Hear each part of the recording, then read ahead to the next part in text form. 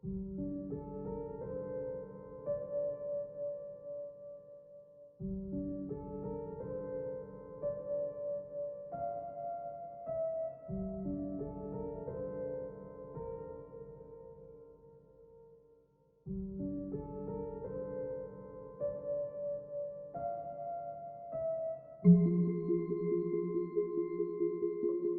my name is Lakin Jordahl. I'm the Borderlands campaigner with the Center for Biological Diversity based in Tucson, Arizona.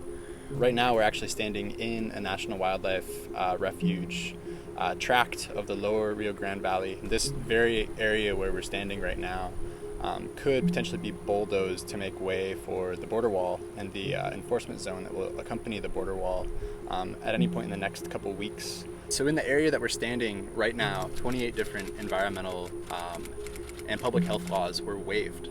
Those laws do not apply right here, right now. Now, the legality of waiving those laws is hotly debated.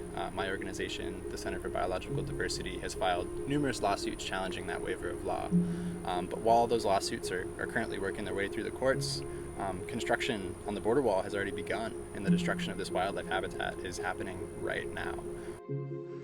This is some of the best remaining habitat for wildlife in South Texas. In this area, this big 150-foot zone stretching for about a quarter mile has been bulldozed and literally turned into mulch. Anytime the federal government undertakes a significant action on public lands, they have to go through NEPA, the National Environmental Policy Act.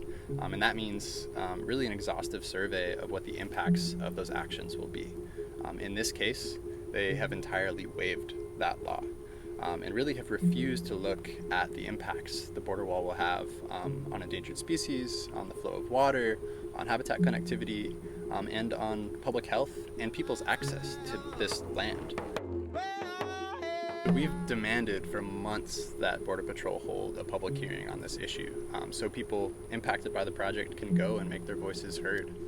The only thing they've done is hold an online webinar where they cherry-picked questions that were easy for them to answer. And it was only in English. Spanish is actually the predominant language spoken here. So by only holding a webinar in English, they have already excluded more than half the population here.